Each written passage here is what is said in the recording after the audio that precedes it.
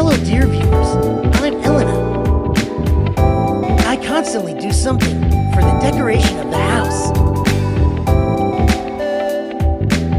So I decided to try to make potholders using the peckwork method. The technique allows you to use all the accumulated pieces of fabric and of any size. Subscribe to my channel. Then I will constantly post master classes on a variety of topics and techniques for home decor. First, I cut the shapes from the gasket. I have a type of soft plastic with foil.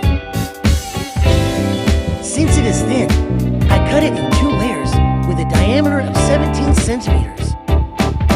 Then I cut to pieces of fabric for each potholder surface with seam allowance.